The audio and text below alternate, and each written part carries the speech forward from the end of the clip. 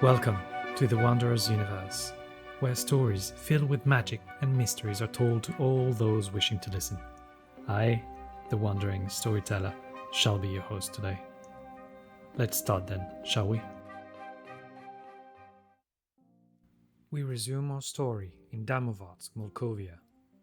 After leaving the room, Damian started to think about his next step.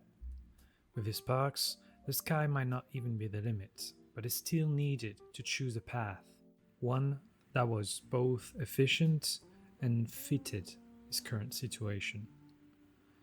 While his mind was busy coming up with numerous ideas, he subconsciously noted the several bedrooms and bathrooms scattered here and there in the long corridor he was currently standing in. With a wry smile, he mumbled, "I wonder how many of my previous life's apartments I could fit just on this floor alone. And there's still the first floor downstairs. Then again, for all the terrible stuff that happened to me and my adoptive family in my current life, the fact that we've got so much money is pretty nice." Tilting his head while wearing a thoughtful expression on his face, he then added, "What was the quote again? It's better to cry in a Ferrari than on a bicycle?" Something like that. Shaking his head, he shoved that thought to the side and resumed walking towards the staircase leading downstairs. From time to time, some small creaking sounds coming from the lacquered hardwood floor resounded in the empty hallway, briefly distracting the young man from his thoughts. After arriving at the top of the stairs, his gaze fell on the living room space below, where a young woman was lounging lazily on a massive white sofa. The woman was relatively slender, with mid-length, silky red hair falling on each side of her thin shoulders, and somewhat pale skin due to a lack of sunlight exposure. On her lap lay an open book, her hand stroking the page from left to right and top to bottom. From time to time, a hint of a smile appeared on her face, though the young man, having known her for years, could still catch the slight tension from her brows. Staring at her, he fell into a slight daze, while his mind suddenly brought up a wave of old memories, although one among them stood out starkly. 3 years ago, we all lost so much. He thought gloomily for a moment before being interrupted by Seraphine's melodious voice. "What are you doing staying up there, Mom? Did Damien wake up?" Her voice was filled with concern for him, something that brought a subconscious grin to his face. Walking down the stairs as quickly as possible without falling, the brown-haired teenager exclaimed playfully, "Well, calling me Mom might not be appropriate, Sarah. But anyway, I did wake up. Are you happy or are you happy?"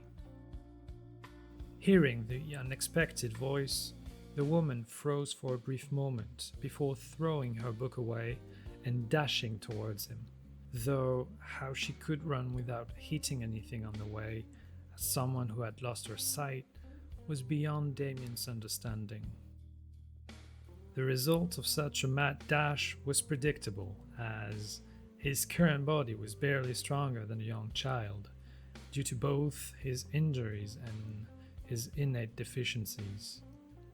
As soon as he caught her in his arms, the two immediately fell over, Damian on his back and Seraphine over him. Fortunately, there was a thick carpet below, avoiding the awkward situation of having his injuries aggravated. "Thank God for the carpet," he exclaimed inwardly, as his breath was cut off for a few seconds from the shock before he could finally remark, half joking, half serious, "Sarah, are you trying to give me another concussion?" His joke, however, fell on deaf ears as sobs started racking the woman's body, prompting him to hug her tighter while gently stroking her soft hair. Letting out a sigh, he then whispered some comforting words. I'm okay, Sarah. You don't have to worry anymore. From now on, everything's gonna be okay. His voice, coupled with his gentle gestures, seemed to have a positive effect on the woman as she progressively regained her calm.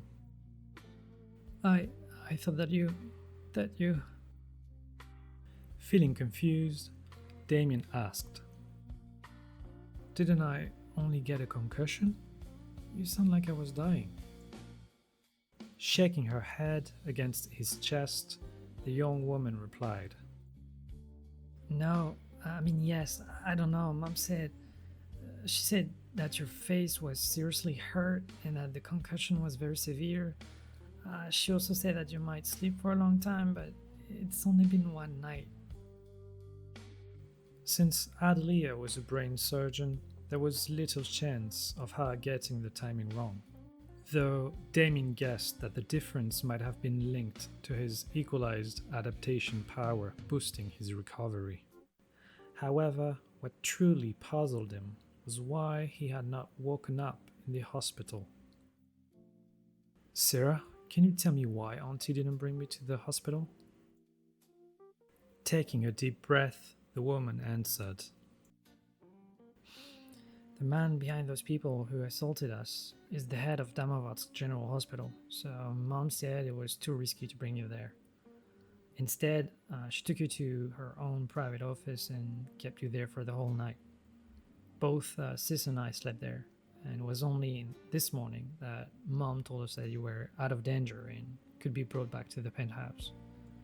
So we brought you home, and she's been looking after you ever since.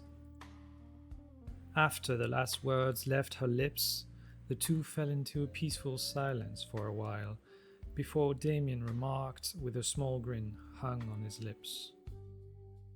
In any case, after a few days I should be pretty much healed up.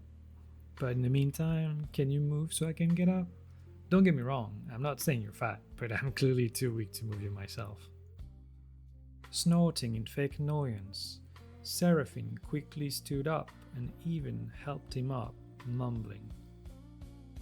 So rude, I'm a lady, you know? Hearing her playful mutters, a few chuckles escaped his lips before he replied, I remember that, and changed the subject.